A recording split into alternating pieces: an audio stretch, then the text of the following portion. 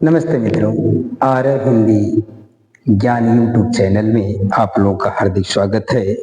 मैं डॉक्टर आजाद सर। तो जैसा कि आपकी परीक्षा को दृष्टिकोण में रखते हुए, आपकी परीक्षा को मद्देनजर रखते हुए एक निर्णय लेने का काम किया गया कि जैसे बहुत से ऐसे बच्चे हैं जो क्लास कर पाए हैं, बहुत से ऐसे बच्चे जो क्लास नहीं कर पाए हैं, तो हम आप लोगों को सोचे हैं कि आप लोगों को जो ये डीएलएड का दूसरा सेकेंड सेमेस्टर यानी डीएलएड सेकेंड सेमेस्टर का जो पेपर है 2016 से लेकर 2025 तक का, यदि सारे पेपरों को आपको पढ़ा दिया जाएगा तो आप लोगों का परीक्षा में अच्छे मार्क्स आ सकते हैं, अच्छे नंबर आ जाएंगे, कोई दिक्कत आपको नहीं होगा। अगर क्लास किए होंगे तब भी, नहीं क्लास किए होंगे तब भी, क्योंकि कहीं ना कहीं ये जो पेपर हैं इन्हीं में से घुमा फिरा के देने का काम करते हैं। एक आध प्रश्न जरूर आपके हर पेपर से फंस जाने का काम करेगा। तो इसलिए हमने सोचा कि आप चाहे जहां भी हों, जैसे भी रहे, जिस कंडीशन में रहें, आप थोड़ा सा समय निकाल कर 15 से 20 मिनट का समय निकाल करके आप इस वीडियो को देखने का काम करें और आपकी समस्या का समाधान हो जाएगा। तो आइए हम सबसे पहले आज पढ़ाएंगे पेपर हिंदी का। हिंदी के पेपर में हम पढ़ाएंगे सत्र 2025 का सत्र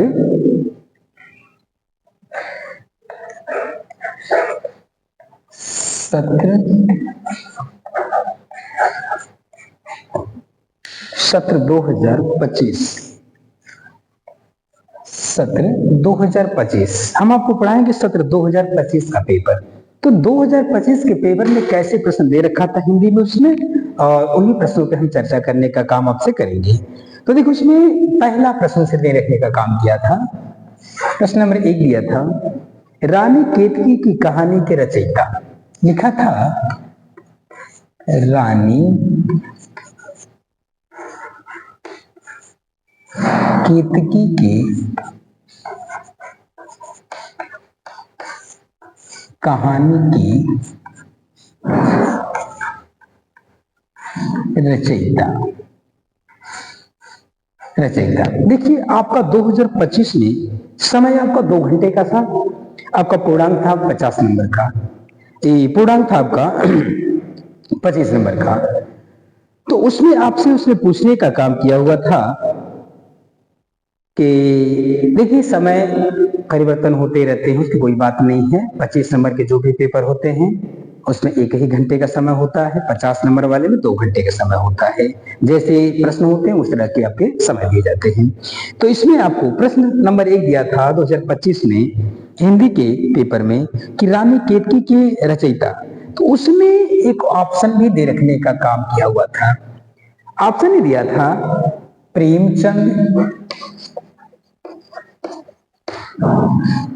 प्रेमचंद, दूसरा दिया था जयशंकर प्रसाद,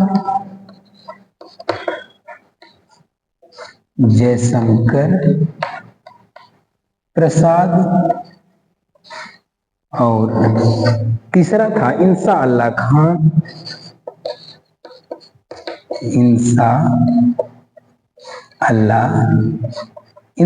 खां, और चौथा था किशोरी लाल गोस्वामी।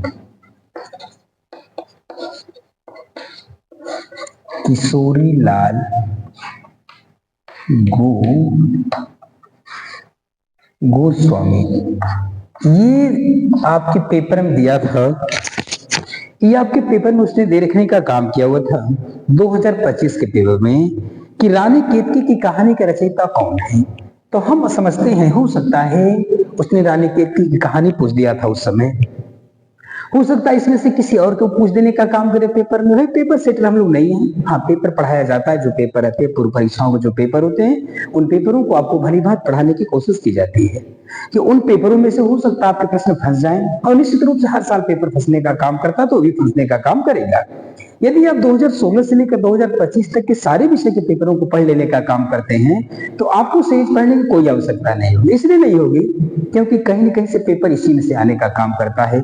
जैसे इसने दे रखने का काम किया कि रानी केतकी की कहानी के रचयिता, यानी रानी केतकी की जो कहानी है उसके रचयिता कौन है, उसके रचनाकार कौन है। तो उसने पहला दे रखने का काम किया हुआ है मुंशी प्रेमचंद।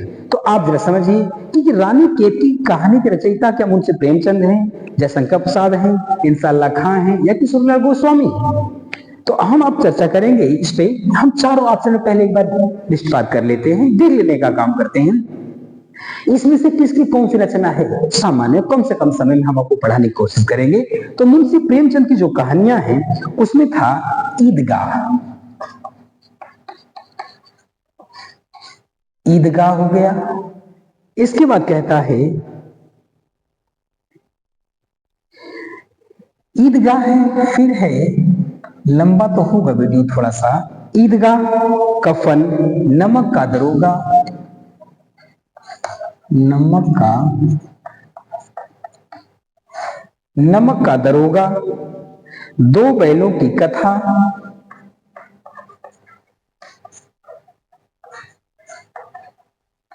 दो बैलों की कथा इत्यादि। देखिए हैं तो तमाम, लेकिन हम कम से कम समय। देखो इसके कहने का मतलब ये है, उसने पूछ रखा था रानी केतकी की कहानी, इसको पूछा था।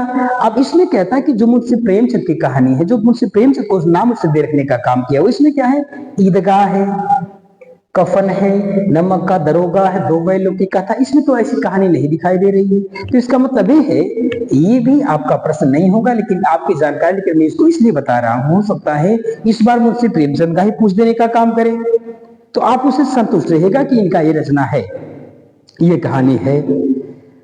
और आप आते हैं जयशंकर प्रसाद की बात करता है जब वो, तो जयशंकर प्रसाद की बात करता है तो उनकी कहानी है ग्राम मधुआ, आकाशदीप पुरस्कार,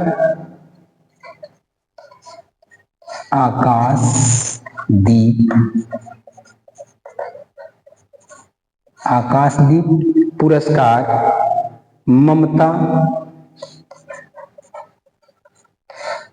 और गुंडा इत्यादि। ये देखिए, अब उसने कहा कि अगर हम जयशंकर प्रसाद की कहानी को देखने का काम करते हैं तो उनकी रचना है ग्राम है, मधुआ है, आकाशदीप है, पुरस्कार है, ममता है, गुंडा है, ये कहानियां हैं। तो इसका मतलब कि इसमें भी ये नहीं शामिल है, रानी केतकी कहानी इसमें भी कहीं नहीं है। दूसरी बात कहता है कि इंसाल्लाह खां, तो ये जो कहानी है सच में इंसाल्लाह खां की कहानी है। रानी केतकी की कहानी के रचनाकार है इंसाल्लाह खां, ये है, यानी रानी केतकी की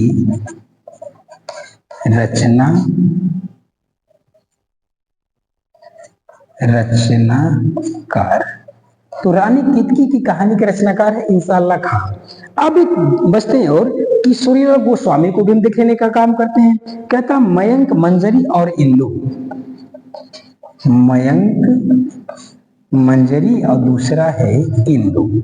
तो कहता इसमें भी नहीं है। तो इसका मतलब ये है कि रानी केतकी की कहानी के रचनाकार हैं ये इंसाल्लाह खां है। रानी केतकी के रचनाकार कौन है? इंसाल्लाह खां। ये पेपर 2025 में हिंदी के सेकेंड सेमेस्टर का जो पेपर था, फर्स्ट ईयर सेकेंड सेमेस्टर में हिंदी के पेपर में आने का काम किया था, ये आपका रहा रानी केतकी की कहानी की पहला जो था। अब हम चर्चा करेंगे आपसे प्रश्न नंबर 2। अब हम देखते हैं कि प्रश्न नंबर 2 में क्या दिया था उसने। प्रश्न नंबर 2 में दिया है उच्चारण शिक्षण का सर्वाधिक उपयुक्त समय। प्रश्न है उच्चारण शिक्षण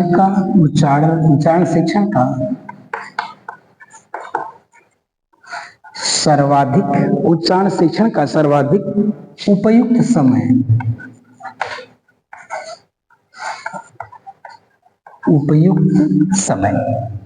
कहते हैं ना कि उच्चारण, जो बच्चे उच्चारण करने का काम करते हैं, उच्चारण सीखने का जो काम करते हैं, तो उसने कहने का काम किया हुआ है कि जो उच्चारण करने का काम किया जाता है, तो उच्चारण का सबसे उपयुक्त समय कौन सा होता है?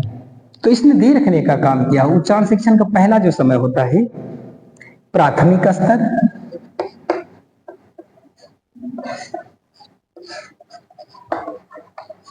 प्राथमिक स्तर, और दूसरा दिया है माध्यमिक स्तर,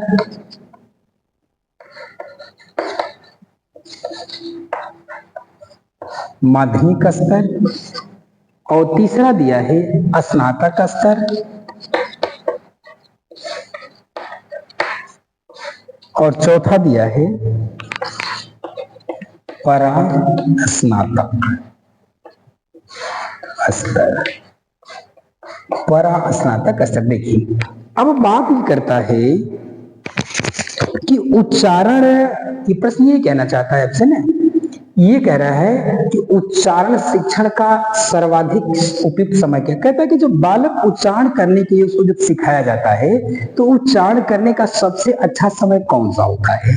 उसके कहने के मतलब है कि उच्चारण शिक्षण का सबसे सर्वाधिक या सबसे अच्छा समय कौन सा होता है। तो उच्चारण शिक्षण का सबसे अच्छा समय, बढ़िया समय होता है। उसके बाद कहता है, तो उसने कहा प्राथमिक का मतलब ये कहता है 1 से 5, यानी कक्षा 1 में बच्चा है और कक्षा 1 से लेकर 5 तक, ये कहता है ये प्राथमिक स्तर होता है। तो इस स्तर में बच्चे का अगर उच्चारण करने के लिए सिखाया जाए तो वो सबसे बेहतर। एक तो इसमें और आता है, एक तो प्राथमिक स्तर है ना, एक तो पूर्व प्राथमिक स्तर होता है। यहीं पे आप देख लीजिए, पूर्व प्राथमिक स्तर एक तो होता है ना, प्राथमिक स्तर है, एक पूर्व प्राथमिक है। तो पूर्व प्राथमिक क्या होता है, जिसमें बालवाड़ी जिसको कहते हैं लोग, बालवाड़ी जो होता है, इसमें क्या होता है 1 से 3 साल, 1 से लेके कक्षा 3 तक के जो बच्चे होते हैं ये होते हैं बालवाड़ी के बच्चे होते हैं। तो ये पूर्व प्राथमिक।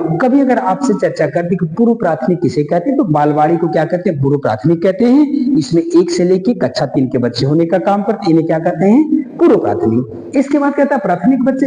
अब इसमें अगर देता पूर्व प्राथमिक तो निश्चित रूप से पूर्व प्राथमिक प्रश्न हो जाता है, लेकिन इसमें दिया नहीं, इसने एक ही स्टेप देने का काम किया हुआ है, वह स्टेप है प्राथमिक स्तर। तो बच्चों की उच्चारण का सबसे अच्छा समय, सबसे बेहतर समय क्या होता है, ये प्राथमिक समय होता है, यानी पहला स्टेप है, ये सही होता है। अच्छा, माध्यमिक स्तर का मतलब ये कहना चाहता है वो, और माध्यमिक का मतलब ये कहता है कि 9 से 12 होता है, और इसमें कहता है इसमें बीए होता है, बैचलर ऑफ आर्ट जिसको कहते हैं, और इसमें क्या परास्नातक में होता है, पीजी होता है, यानी पोस्ट ग्रेजुएट। तो देखिए आपको जो भी उच्चारण की चीजें सिखाई जाती हैं, आपका शुद्ध उच्चारण हो, बढ़िया उच्चारण हो, चीजों को सिखाया जाता है। तो कब सिखाया जाता है, ये सब किसमें सिखाया जाता है, प्राथमिक स्तर में सिखाने का काम किया जाता है। तो ये होता है प्राथमिक स्तर में।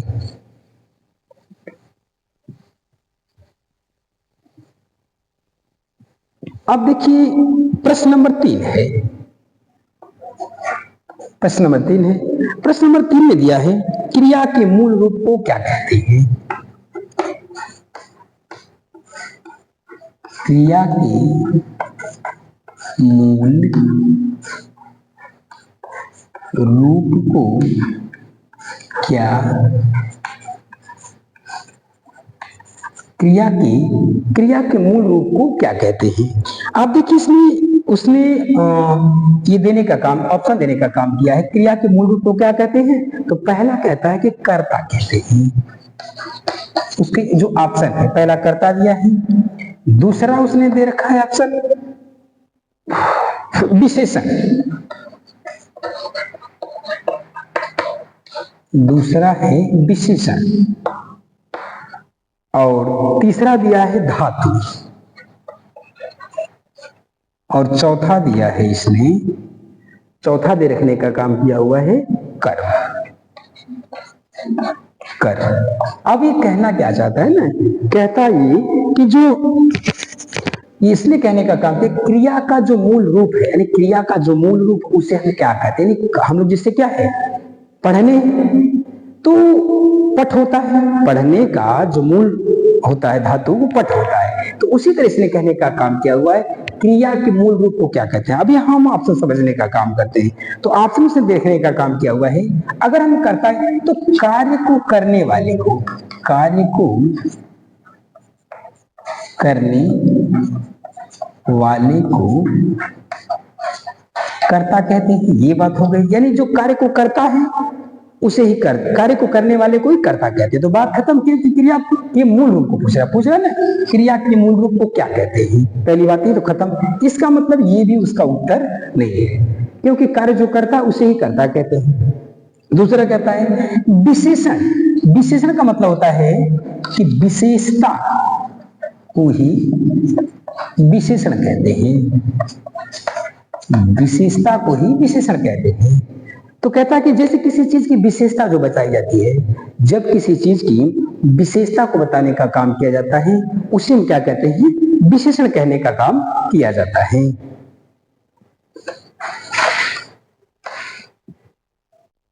उसे विशेषण कहते हैं। अगली बात कहता है उसे विशेषण कहते हैं, ये हो गया यहाँ पे। तो इसका मतलब कि ये भी क्लियर नहीं है, क्योंकि क्रिया के मूल रूप को पूछ रहा है। अब कहता है कि धातु किसे कहते हैं, इसका धातु को समझिए। तो यही होता है कि क्रिया के मूल रूप को धातु कहते हैं। क्रिया के मूल रूप को धातु कहते हैं।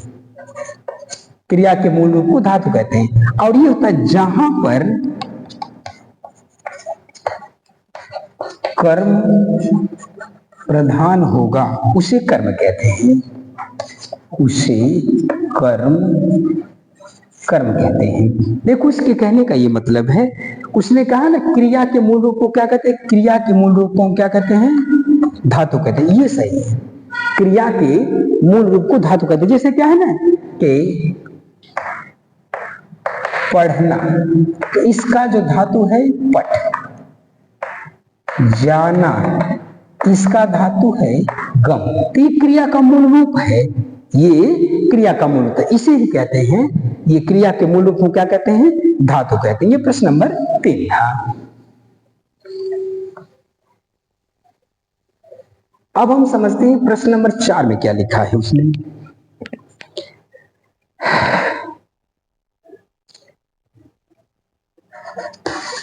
प्रश्न नंबर 4 में क्या है, शब्द के आदि में जुड़कर, कहता है शब्द के आदि में जुड़कर, शब्द के आदि में जुड़कर अर्थ परिवर्तन कर देते हैं, अर्थ परिवर्तन कर, शब्द के आदि में जुड़ के अर्थ परिवर्तन कर। देखिए एक बात आप समझे।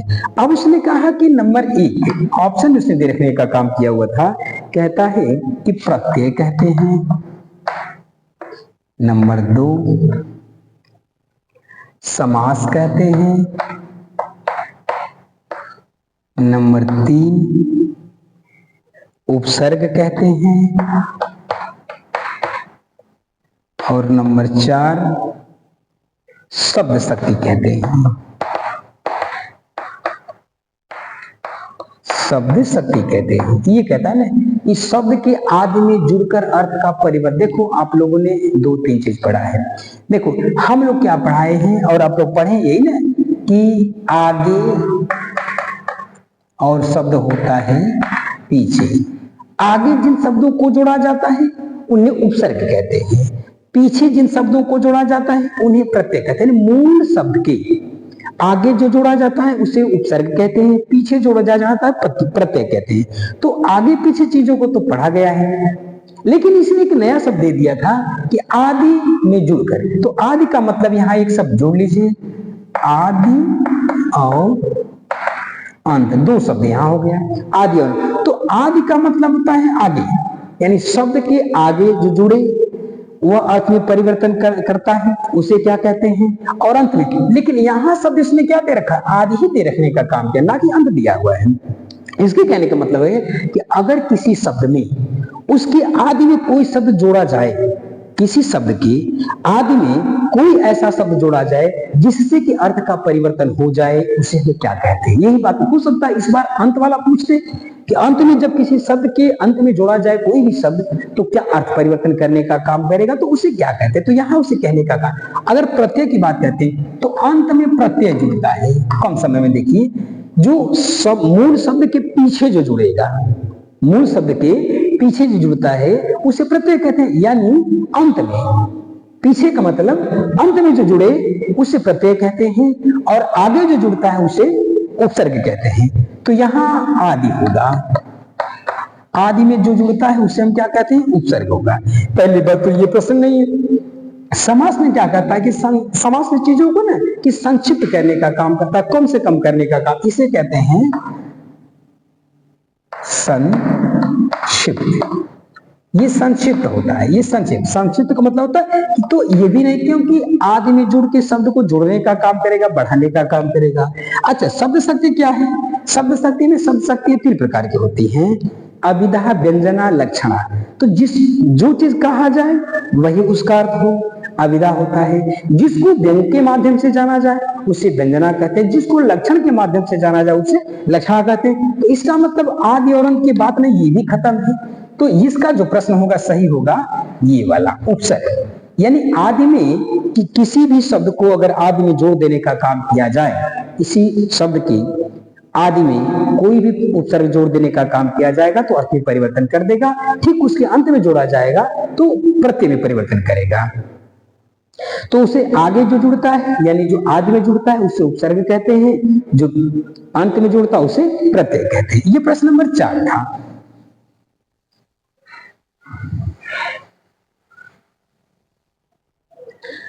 प्रश्न नंबर 5 देखिए, प्रश्न नंबर 5 दे रखा है ये, जो शब्द समान अर्थ रखते हो उसे क्या कहते हैं? कहता है जो शब्द समान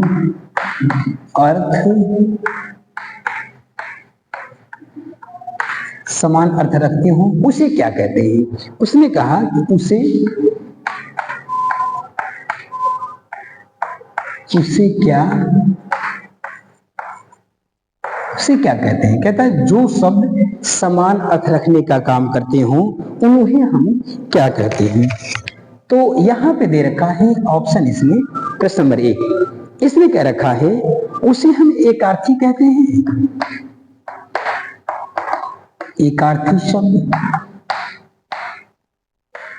दूसरा दे रखा है उसने अनेकार्थी शब्द।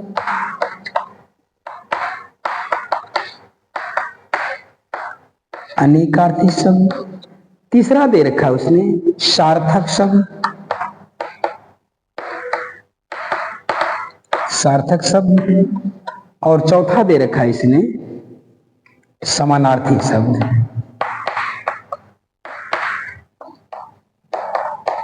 समानार्थी शब्द। देखो उसने कहना है कि जो शब्द समान अर्थ रखता हो, यानी ऐसा कोई शब्द खोजिए जो समान अर्थ रखने का काम करता हो, यानी ऐसे देखने में समान हो। जो शब्द समान अर्थ रखते हैं उसे क्या कहते हैं? तो जो शब्द समान अर्थ रखने का काम करते हैं उसे कहते हैं समानार्थी, उसे हम कहते हैं समानार्थी। लेकिन यहां तो हम जान गए कि जो शब्द समान अर्थ रखने का काम करते हैं उन्हें समानार्थी कहते हैं। तो आखिरकार इन तीनों को फिर क्या कहने का काम करने को? एकार्थी का मतलब कि जो शब्द केवल एक ही अर्थ को रखता हो। कहता है जो शब्द केवल एक ही अर्थ रखता हो, एक ही अर्थ रखता हो उसे क्या कहते हैं? एकार्थी। जो शब्द केवल एक अर्थ रखेगा उसे एकार्थी कहते हैं।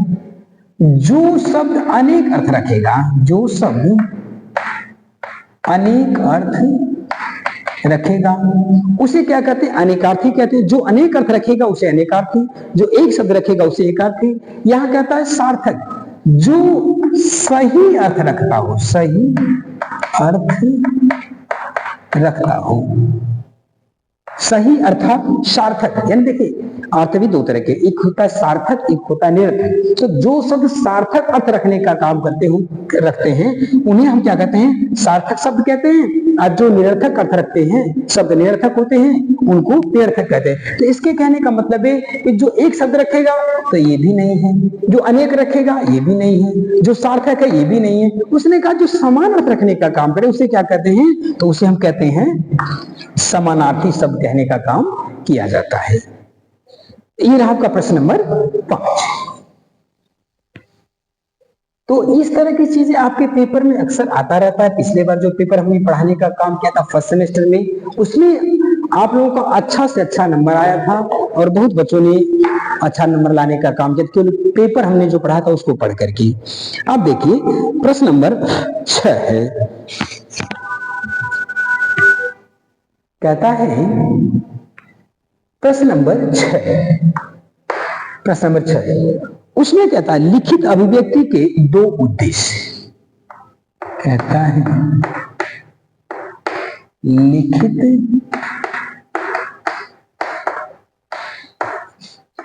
अभिव्यक्ति के दो उद्देश्य। देखो कहने का उसके मतलब ये है कि हम जो लिखते हैं, कहता है कि लिखित अभिव्यक्ति के दो उद्देश्य लिखे। अभिव्यक्ति दो तरह से होता है, एक लिख करके होता है और एक मौखिक होता है। तो जब हम लिख के किसी बात को देखो अभिव्यक्ति का मतलब होता है प्रस्तुतीकरण। हम जब किसी बात को लिख करके बताने की कोशिश करते हैं उसे लिखित अभिव्यक्ति कहते हैं। और जब हम उस बात को बोल करके बताने का काम करते हैं उसे क्या कहा जाता है, मौखिक अभिव्यक्ति कहते हैं। तो अभिव्यक्तियां कितनी होती है, दो प्रकार। तो इसलिए क्या कह रखा है कि हमें चाहिए लिखित अभिव्यक्ति के दो उद्देश्य। तो उसने कहने का काम किया हुआ है कि आपका जो लिखित अभिव्यक्ति है उसके दो उद्देश्य होते हैं ना, कि विचारों का संप्रेषण, विचारों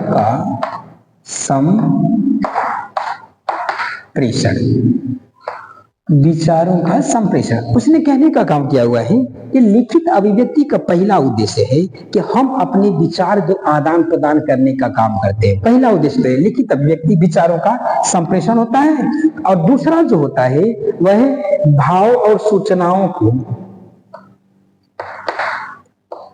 कहता है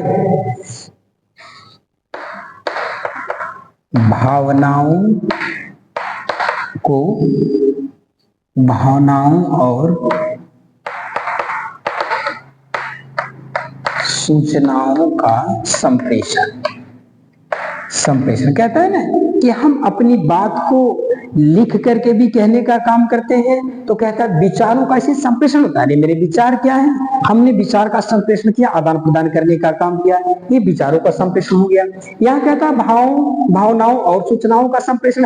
और ये कहता है कि जो अपने अंदर जो भावना होती है, जो भाव होते हैं, जो विचार होते हैं, उन भावनाओं का हम क्या करते हैं कि संप्रेषण करने का काम करते हैं। तो लिखित अभिव्यक्ति की ये दो उद्देश्य है।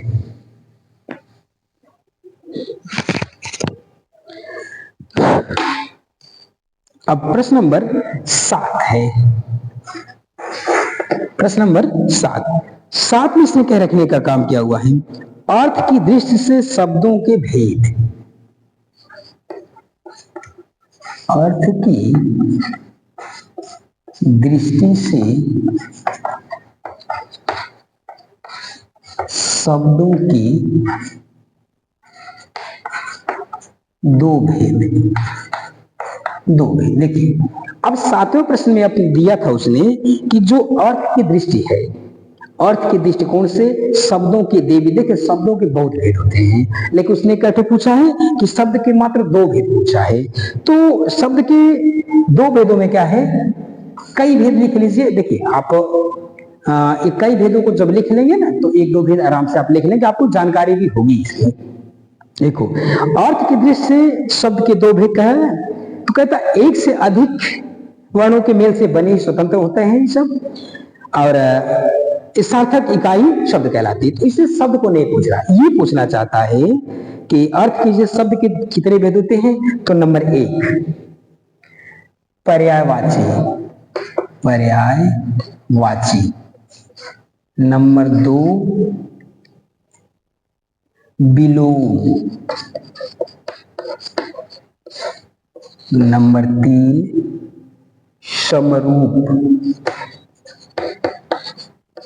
समरूप। नंबर 4 वाक्यांशों के लिए एक शब्द। वाक्यांशों के लिए एक शब्द। नंबर 5 अनेकार्थी।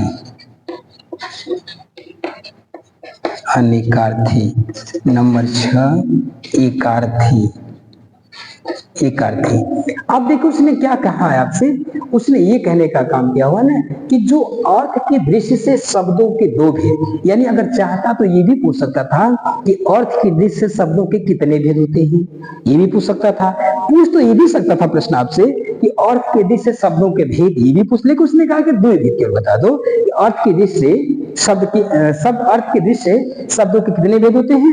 तो ये है अर्थ की दृष्टि शब्दों के जो भेद है, पर्यायवाची है, विलोम है, समरूप है, यानी समान रूप वाले को समरूप कहते हैं। वाक्यांशों के लिए एक, यानी बड़े जो वाक्य होते हैं, बड़े जो वाक्य होते हैं उन बड़े वाक्य में सिर्फ एक शब्द, जैसा होता है ना कि आने वाले को क्या कहते हैं, बिना तिथि बताए जो आ गया उसे क्या कहते हैं, तिथि बताकर जो आ गया उसे क्या कहते हैं।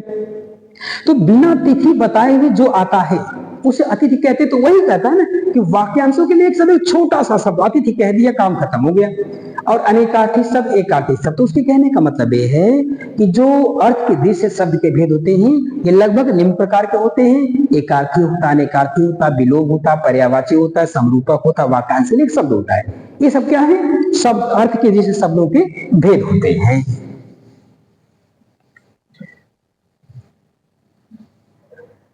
अब है प्रश्न नंबर 8। प्रश्न नंबर 8 में कहता है योजक चिन्ह का प्रयोग करते हुए दो उदाहरण। कहता है योजक चिन्ह का प्रयोग करते हुए दो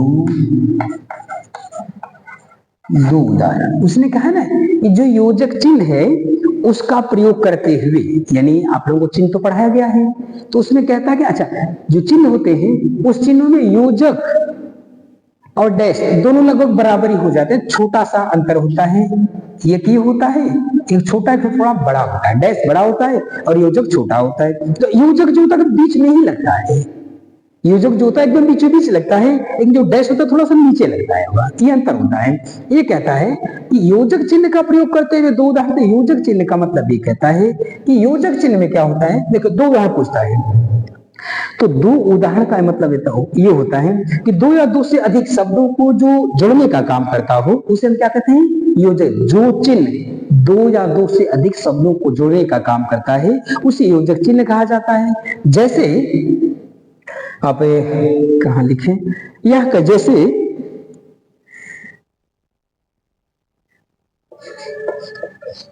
रात दिन, एक उदाहरण एक हुआ। उसने दो तो पूछा है, और कर लो, माता पिता एक ही हो गया, भाई बहन ये हो गया। ये क्या है, ये योजक चिन्ह है। ये जो बीच में दोनों लोगों को जोड़ने का काम करता है उसे हम क्या कहते हैं, योजक चिन्ह कहते हैं। ठीक, तो ये रहा आपका योजक चिन्ह का प्रयोग करते हुए दो उदाहरण, ये पूछने का काम किया हुआ था। प्रश्न नंबर 8 था।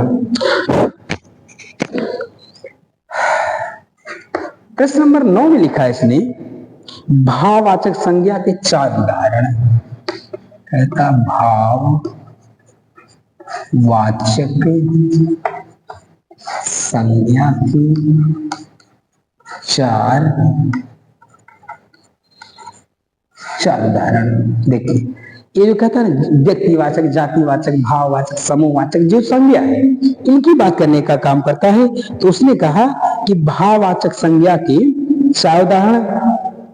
तो उसने कहा ना किसी व्यक्ति, वस्तु, स्थान कहता है कि किसी व्यक्ति, वस्तु, स्थान, गुण, दशा इत्यादि को बताने वाले को क्या कहते हैं? भाववाचक संज्ञा कहते हैं। जहां पे भाव का बोध होने का काम करता हूं उसे हम क्या कहते हैं? भाववाचक। यानी इसे कहने का मतलब है किसी व्यक्ति, वस्तु, स्थान, दशा आदि की भाव को दर्शाने को हम क्या कहते हैं?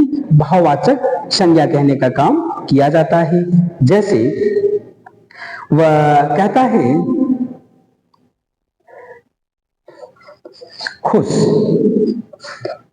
या खुशी, ऐसा भी हो सकता है। दुख, दुख, क्रोध, मित्रता इत्यादि। ये क्या है कि भाव, यानी खुशी का, दुख का, क्रोध का और मित्रता का, ये सब क्या एक प्रकार का भाव होता है, दिखता नहीं है, केवल भाव जो होता है उसे हम कहते हैं भाववाचक संज्ञा। अगला कहता प्रश्न नंबर 10 में दे रखने का पत्र लेखन की 4 विशेषताएं। पत्र लेखन की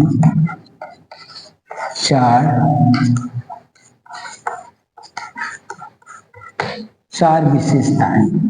उसने कह रखा ना कि जो पत्र लिखा जाता है उस पत्र की 4। एक बात देखिए, कभी कभी आपसे ये भी हो सकता है पूछ दे कि पत्र के कितने प्रकार होते हैं, तो आप जान लो कि पत्र के 2 प्रकार होते हैं, औपचारिक पत्र और अनौपचारिक पत्र। तो औपचारिक पत्र का मतलब ये होता है सरकारी कार्यालय, अर्ध सरकारी कार्यालय, व्यापार मंडल में इत्यादि प्रकार के जो पत्र दिए जाते हैं इन्हें औपचारिक पत्र कहते हैं। और व्यक्तिगत जो पत्र होते हैं, जैसे मित्र के लिए, किसी सहपाठी के लिए, रिश्तेदार के यहाँ, इस तरह के जो पत्र होते हैं इन्हें कहते हैं अनौपचारिक पत्र। तो उसने क्या पूछने का काम किया आपसे? ये सब में पत्र नहीं पूछ रहा है कि पत्र कितने प्रकार होते हैं, कैसे होते हैं, ये सब नहीं पूछा है। उसने बस यही पूछने का काम किया हुआ है कि पत्र लेखन की 4, यानी आप जो चिट्ठी या पत्र लिख ले, अब तो चिट्ठी पत्र का जमाना चला गया।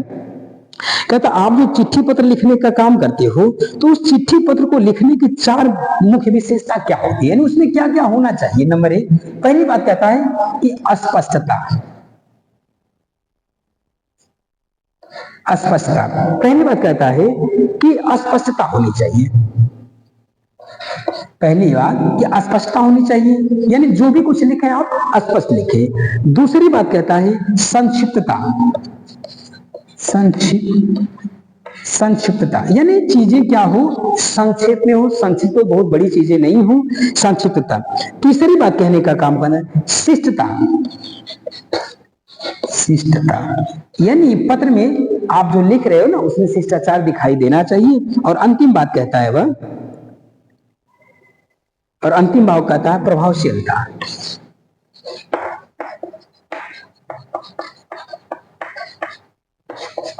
अंतिम बात कहता है प्रभावशीलता। तो उसके कहने का ये मतलब है कि जो ये प्रश्न दिया है कि पत्र लेखन की 4 विशेषता, तो पत्र लेखन मैंने आपको बता दिया कि पत्र 2 प्रकार के होते हैं, एक औपचारिक होता है, एक अनौपचारिक होता है। हो सकता है आपके पेपर इस बार यही दे दे। औपचारिक होता है, एक अनौपचारिक होता है। औपचारिक का मतलब होता है सरकारी पत्र होता है, अर्ध सरकारी पत्र होता है, व्यापारिक पत्र होता है, ये होता है औपचारिक पत्र। और अनौपचारिक पत्र का मतलब क्या होता है कि जो व्यक्तिगत पत्र दिया जाता है, किसी मित्र को, रिश्तेदार को इत्यादि प्रकार के जो भी पत्र दिए जाते हैं, ये सब सारे के सारे क्या होते हैं, अनौपचारिक पत्र होते हैं। तो ये बात यहाँ नहीं पूछा, उसने क्या दिया है कि चाहे औपचारिक पत्र हो चाहे अनौपचारिक पत्र हो, उन पत्रों में यानी पत्र के लेखन की 4, यानी पत्र को जो आप लिखते हो उस पत्र में 4 विशेषता क्या क्या होनी चाहिए। तो पहली बात उसने कहने का काम किया हुआ कि पत्र में सबसे पहली बात तो स्पष्टता होनी चाहिए। आपका जो पत्र है, आप जो कुछ लिख रहे हो ना, वह एकदम स्पष्ट दिखाई देना चाहिए, क्या लिखे हो समझ में आना चाहिए। दूसरी बात कहता है कि संक्षिप्तता। संक्षिप्तता का मतलब कि पत्र को जो आप बात कहना चाहते हो ना, कम से कम शब्दों उसको कहने की कोशिश करो। आप नहीं कि बहुत बढ़ा चढ़ा के आप कहो बात और बात उतना ही कहनी है। तो ये कहता है कि संक्षिप्तता, तो पत्र को क्या है संक्षेप में लिखने की कोशिश किया जाए। और अगला कहता है शिष्टता। शिष्टता का मतलब ये कहता है कि आप पत्र में शिष्टाचार का प्रयोग कर रहे हो कि नहीं कर रहे हो, किसको पत्र लिख रहे हो, आप छोटे को लिख रहे हो, बड़े को लिख रहे हो, बड़े अधिकारी को लिख, किसको आप लिखने का काम कर रहे हैं, इस चीज का हमेशा ध्यान देना चाहिए। और चौथा कहता है प्रभावशीलता, यानी पत्र आपका ऐसा हो जो सामने वाले को क्या करे, प्रभावित करने का काम करे। इसलिए कहता है कि ये 4 चीजें अनिवार्य रूप से पत्र में ये होनी चाहिए। इसे कहते हैं पत्र लेखन की 4 विशेषता। ये रहा आपका प्रश्न नंबर 10। प्रश्न नंबर 11 था आपका, प्रश्न नंबर 11 में रखने का काम था पंच परमेश्वर कहानी के लेखक। पंच परमेश्वर, पंच परमेश्वर कहानी के लेखक, पंच परमेश्वर कहानी के लेखक। तो देखिए पंच परमेश्वर जो कहानी है ना, वो मूल रूप से क्या है कि वह प्रेमचंद की कहानी है। ये जो पंच परमेश्वर कहानी है, तो इस देखिए एक बात कहता है, पंच परमेश्वर कहानी के लेखक की बात कहता है ना, तो यहां हो जाएगा मुंशी प्रेमचंद। ये बात तो यहां खत्म हो जाती है। अब कहता है, अगर बाई द वे हो सकता प्रश्न अगले समय पूछ ले कि पंच परमेश्वर कहानी का मूल नाम क्या था, तो इसका मूल नाम था पहले पंचायत। जो पंच परमेश्वर कहानी है मुंशी प्रेमचंद की, इस पंच परमेश्वर कहानी का जो मूल नाम था उसका नाम था पंचायत। और इसको महावीर प्रसाद द्विवेदी ने इसका नाम बदल दिया था। यानी महावीर प्रसाद द्विवेदी जी इसके नाम को बदल करके पंच परमेश्वर कर दी। पंचायत कहानी का मूल नाम था पंचायत, लेकिन मुंशी प्रेमचंद की जो पंचायत कहानी थी, महावीर प्रसाद द्विवेदी ने इसका नाम बदल करके पंच परमेश्वर रख देने का काम किया। ये इनकी कहानी है, मुंशी प्रेमचंद की कहानी है पंच परमेश्वर। या हो सकता आपसे ये भी पूछ ले कि पंचायत किसकी कहानी है, तो पंचायत भी पंच परमेश्वर, पंचायत कहे चाहे पंच परमेश्वर कहे, मुंशी प्रेमचंद की ये कहानी है। और ये सरस्वती पत्रिका में इसे छपने का काम किया हुआ था। तो ये आपका रहा 11वां प्रश्न।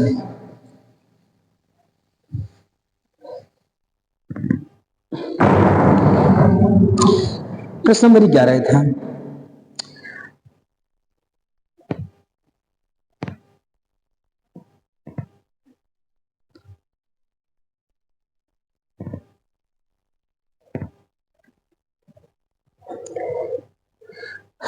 अब देखिए प्रश्न नंबर जो 12 था, प्रश्न नंबर 12। तो प्रश्न नंबर 12 में उसने लिखा है कहानी शिक्षण की प्रमुख विधियों का नाम लिखिए। कहानी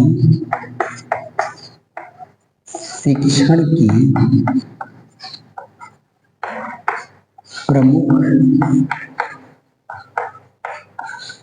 विधियों का नाम।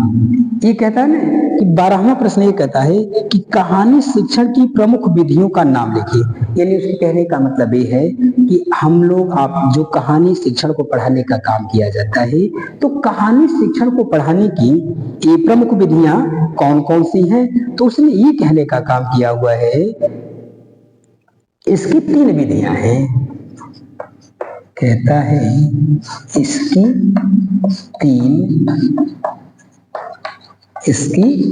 3 विधियां हैं। कहानी शिक्षण की प्रमुख कौन कौन सी विधियां हैं, तो कहानी शिक्षण की प्रमुख 3 विधियां हैं। पहला है कहानी कथन विधि,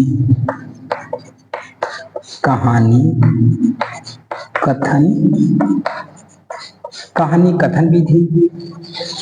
और दूसरा है चित्र कहानी विधि, चित्र कहानी विधि। और तीसरा है अधूरी कहानी पूर्ति विधि, अधूरी कहानी पूर्ति विधि। यानी ये कहना चाहता है ना कि जो कहानी शिक्षण की प्रमुख विधियों का उल्लेख कीजिए। तो पहली बात कहता है कि कहानी शिक्षण की मुख्यतः कितनी विधियां हैं, 3 विधियां हैं। कहानी कथन विधि, यानी कहानी को कह के बता सब पढ़ाया जाए। दूसरा है चित्र कहानी विधि, चित्रों को दिखा करके कहानी को पढ़ाया जाए। तीसरा अधूरी कहानी पूर्ति विधि, कहता आदि जो अधूरी कहानी रहती है उस अधूरी कहानी को पूर्ति करने की जो विधियां हैं उससे पढ़ाने का काम किया जाए। तो ये रहा आपका प्रश्न नंबर 12। प्रश्न नंबर 12 था, उसकी 3 विधियां हैं। अब हम आते हैं प्रश्न नंबर 13 पर। प्रश्न नंबर 13 में लिखा प्राथमिक स्तर पर कविता शिक्षण के उपयोग विधि। प्राथमिक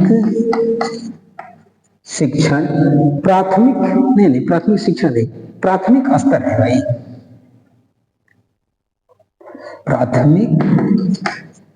प्राथमिक स्तर पर कविता शिक्षण की उपयोगी विधि। प्राथमिक स्तर पर कविता शिक्षण की उपयोगी विधि। कहता है ना कि प्राथमिक स्तर पर कविता शिक्षण की क्या उपयोगी विधि है, तो उसने कहा कि प्राथमिक स्तर पर तो पहली जो विधि है वह होती है गीत प्रणाली विधि। गीत प्रणाली विधि। और दूसरा है अभिनय या नाट्य प्रणाली।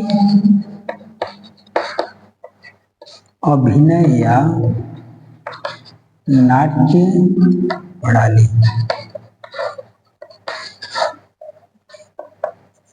नाट्य प्रणाली विधि। और तीसरा है, और दो है। तो इसके कहने का मतलब ये है, ये कहता है कि प्राथमिक स्तर पर कविता शिक्षण की उपयोगी, यानी प्राथमिक स्तर पर जब बच्चे को कविता पढ़ाने का काम किया जाता है तो उस स्तर पे कौन सी विधि अपनाई जाए, सबसे बेहतर ये कहता है गीत प्रणाली विधि। बच्चों को कविताओं को गा करके पढ़ाया जाए। दूसरी बात कहता है अभिनय या नाट्य विधि। बच्चों को अभिनय कराया जाए, नाटक कराया जाए, नृत्य कराया जाए और नाटक कराने का काम किया जाए, ये विधि करने का काम करता है। तो ये हो गया आपका प्रश्न नंबर 13। प्रश्न नंबर 14 कहता है, प्रश्न नंबर 14 में लिखा है समास के कितने भेद हैं। समास के